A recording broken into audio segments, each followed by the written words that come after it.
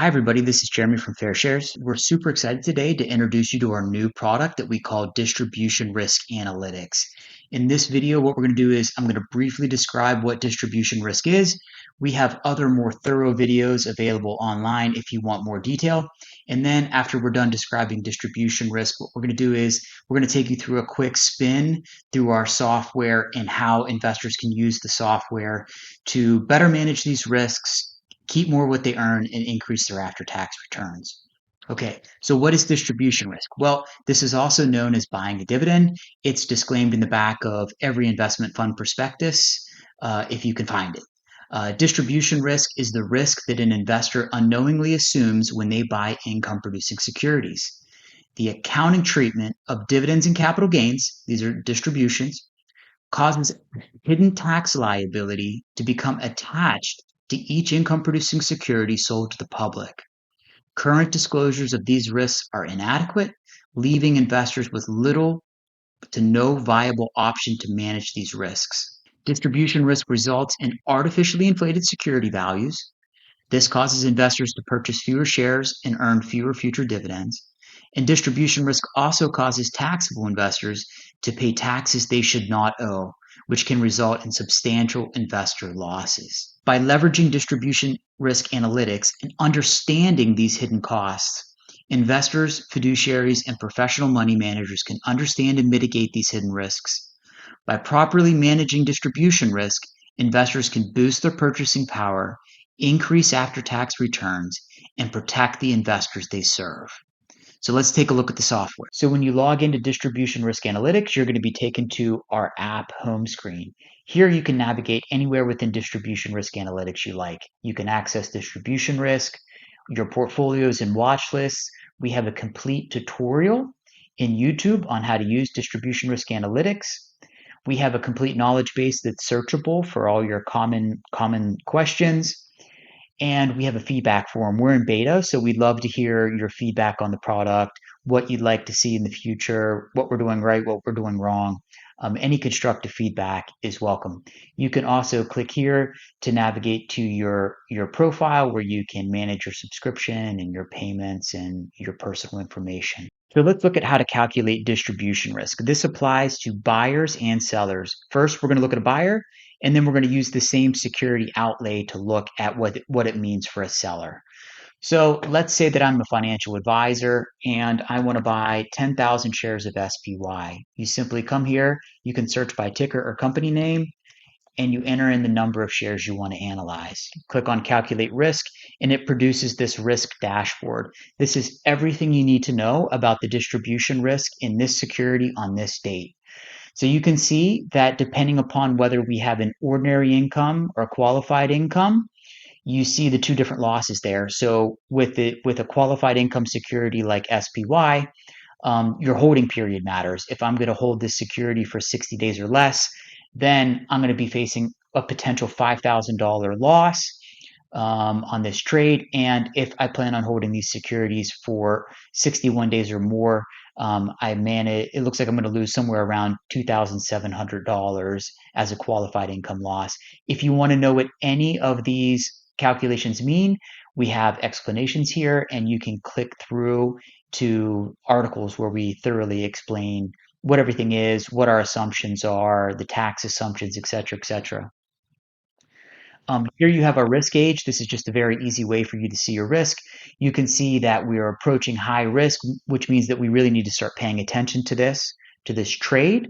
Okay, I know that the next upcoming ex-dividend date is March 17th. Today is March 13th. So if I wait 4 days for this dividend to pay, this risk resets back to zero. It goes back to its lowest risk profile.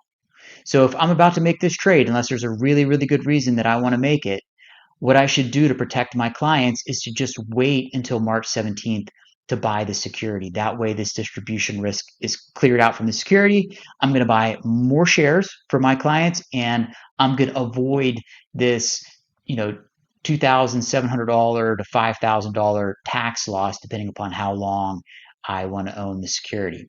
Now, let's look at this from a different perspective. Let's look at it as a seller, meaning that I own 10,000 shares and I'm considering selling it. Now, with a security like SPY, what we have to look at is how long we've held it.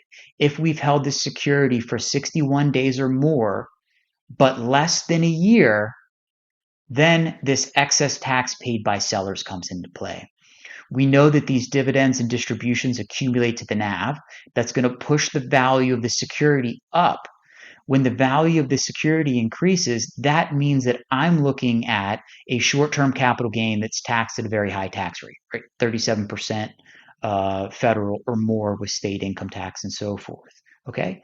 However, since I've owned this security for at least 61 days, I'm entitled to qualified income treatment if I'm paid the dividend. So as a seller, I look at this and I say, you know what?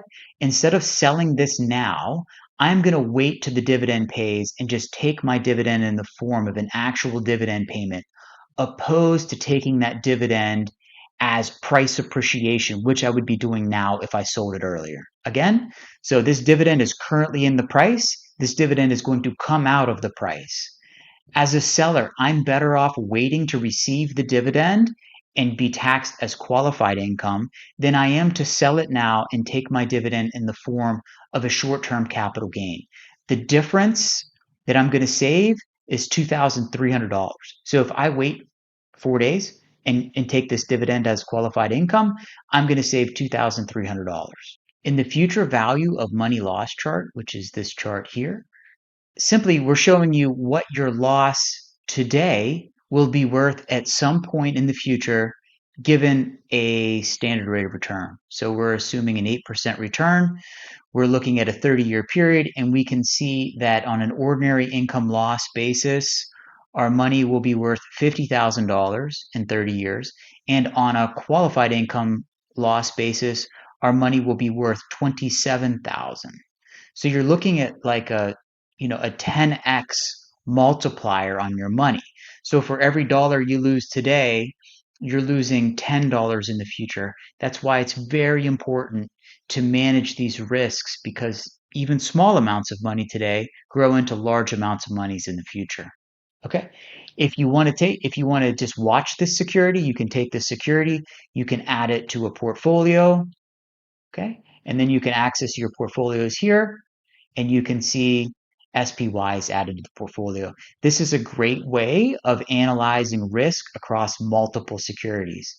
So you can create as many portfolios and watch lists as you want here. I encourage you to replicate your existing portfolio as well as watch list securities that you want to buy.